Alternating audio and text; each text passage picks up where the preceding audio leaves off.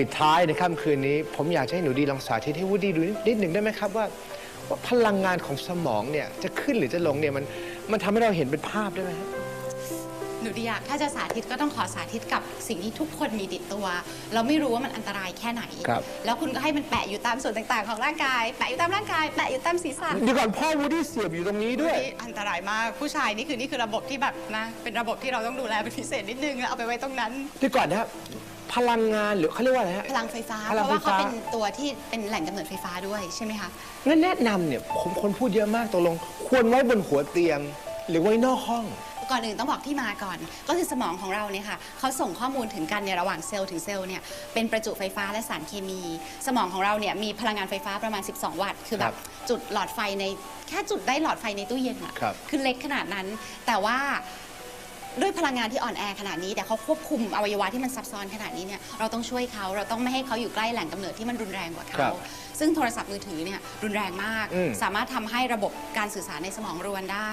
สำหรับตัวหนูดีเองเวลานอนตอนกลางคืนนะคะหนูดีไม่เคยชาร์จแบตมือถือในห้องเลยในห้องนอนหนูดีไม่มีโทรทัศน์ไม่มีวิทยุไม่มีเครื่องเล่น DVD มีอย่างเดียวคือแอร์อุปกรณ์อิเล็กทรอนิกส์แบบนี้เนี่ยมีส่วนแท็บเล็ต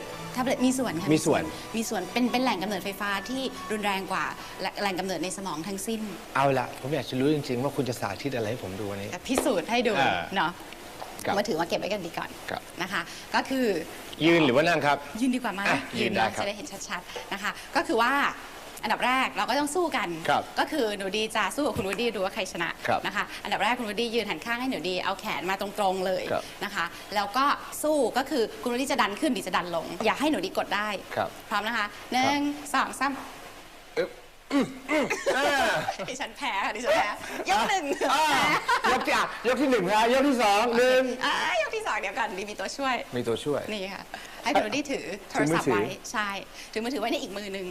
ท่านี้แล้วกันท่านี้เลยนะที่ชาวบ้านเขาใช้กันไงคือท่านี้นะโอเคต้องสู้เท่าเดิมนะคะกติกาคือห้ามอ่อนข้อให้หนูดีในคนที่2แล้วดูว่าคราวนี้ผู้หญิงหรือผู้ชายชนะโอเคนะคะพร้อมนะคะ1 2 3เกิดอะไรขึ้นอ่ะไม่รู้ผมหมดเอาใหม่ไม่มันไม่เอาใหม่ใช้2 มือได้มือเดียวมันรู้สึกเหมือนพลังมันหายไปเลยเพราะอะไรเพราะตัวนี้มันเป็นแหล่งกำเนิดไฟฟ้าแล้วก็สมองของเราก็ในการส่งข้อมูลอย่างผลแรกเนี่ยคุณวูดดี้สมมติไม่มีมือถือคุณวูดดี้สั่งว่าจะสู้กันนี้ใช่ไหมคะคุณวูดดี้สั่งเท่าไหร่คุณวูดดี้ได้พลังงานตลอดไล่เต็มร้อยแต่ทันทีที่มีตัวนี้มารบกวนแหล่งจะถืออยู่จะพกอยู่หรืออะไรก็ตามใส่ไว้ในกระเป๋าทำอะไรได้หมดมันก็จะส่งผลให้แบบการกดคือหนูดีจะชนะ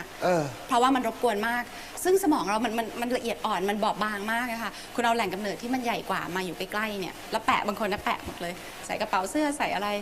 มันส่งผลตลอดเวลาโดยที่เราไม่รู้ตัวบางคนบอกทำไมคิดติดขัดก็แง่คุณเอาของที่มันรุนแรงกว่าอันเนี้ยมากคือจะบอกว่าเทคโนโลยีเนี่ยไม่ผิดนะครับคุณสามารถใช้ได้แต่ใช้ให้ถูกวิธีและที่สำคัญยิ่งกว่าสิ่งอื่นใดก็คือรักอวัยวะที่สำคัญที่สุดในร่างกายคุณให้มากๆนั่นก็คือสมองนั่นเอง